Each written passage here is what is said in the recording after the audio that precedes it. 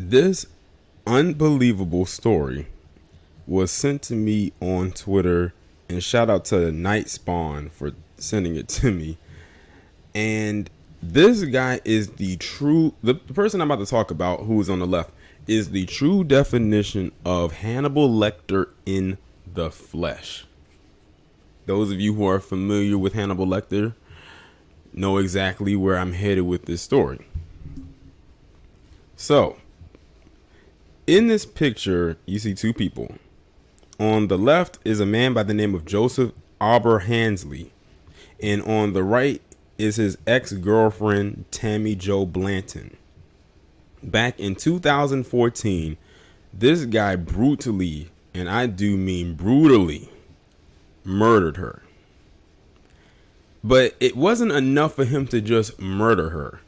He also cut open her head, proceeded to go down into the skull, pull out her brain, and proceeded to start eating it. Yes, you heard that correctly. I cannot make this up.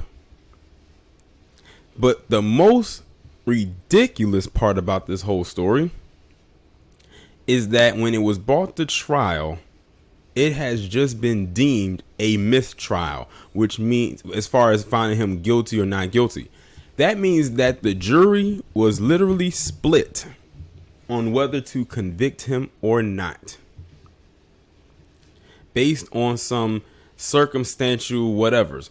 I'm going to read this article, and it's a pretty long article. I don't usually like to read long articles, but with this one, we need the entire context of the entire scope of this situation. A judge has declared a mistrial for a Southern Indiana man accused of killing his ex-girlfriend and eating parts of her body.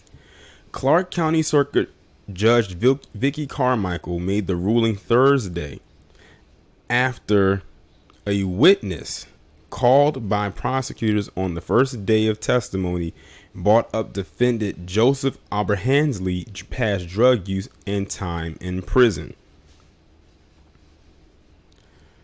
Joseph Oberhansley is accused of breaking into the Jeffersonville home of his ex-girlfriend Tammy Jo Blanton, age 46, in September 2014, then raping her and fatally stabbing her before eating parts of her body, including her brain.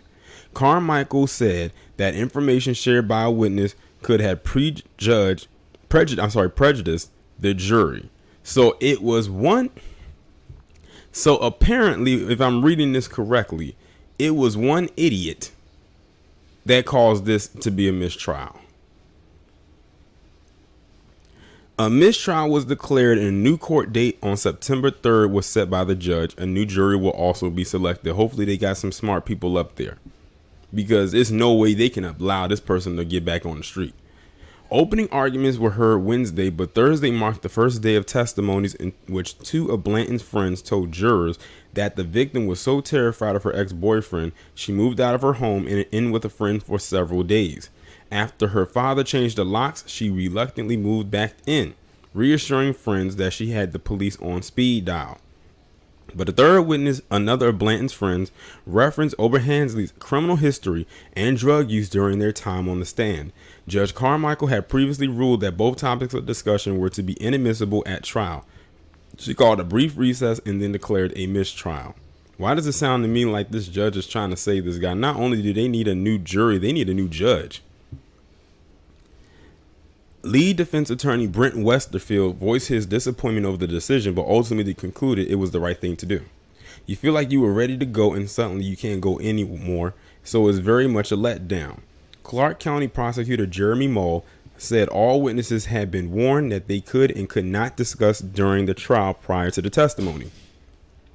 As unfortunate as this event was today, I don't think it's going to get us very far off track. I do expect to have this trial going in September, and by September sometime to have a verdict in this case. The last thing in the world I can do is put this family through another 4 or 5 years of delays trying to get another trial date. So if I've got to wait a week or 2 weeks behind schedule, that's fine. In his opening statement Wednesday, Mull told the jury that evidence will show how Oberhansley kicked in the door of Blanton's Jefferson home nearly 5 years ago and stabbed her to death. Mull said Oberhansley then removed and consumed part of her organs, including her brain. Joseph Oberhansley butchered Tammy Blanton like you wouldn't kill a livestock animal. Mull said Oberhansley had gone to the 46-year-old home to talk some sense into her after she broke off their relationship. He reportedly used an electric jigsaw to open up her skull. The so-called cannibal killer had previously admitted to the crimes, including cooking a section of her brain and eating it as after his arrest in Jeffersonville, Indiana. This sounds so much like Hannibal Lecter. If y'all remember in 2000, when Hannibal came out, he actually did that. Remember the dinner table scene where he cut a piece of that guy's brain out and then fried it and then ate it? Or did he make the guy eat it? I can't remember what happened, but I knew he fried a piece of that man's brain. The so-called cannibal killer had previously admitted to crimes, including cooking a section of her brain and eating it after his arrest. Okay, I read that part. Authorities also said he devoured parts of the victim's heart and lung. However, Oberhansley has also called the allegations against him bullcrap lies and insists he's innocent. Blanton had accused Oberhansley of rape the weekend before her murder, but Oberhansley claims that too was a lie. In a 10-minute rant at a pretrial hearing last week at Clark County Court, Oberhansley claimed Blanton was getting high and drunk and texting a bunch of bullcrap. Oberhansley also told the judge that he had uncovered new evidence that pointed to his innocence. He suggested detectives had missed the murder weapon as it could not have been the cheap little knife investigators found. Oberhansley ignored his frustrated lawyers who warned him to keep quiet, but the judge cautioned him to save his comments for his trial. Then brazenly tried to hold a news conference on his way out of the court before sheriff deputies led him away. Oberhansley was found mentally not competent in 2017 to be tried. He was hospitalized for more than 6 months at Logansport State Hospital after the judge ruled he wasn't capable of participating in the trial.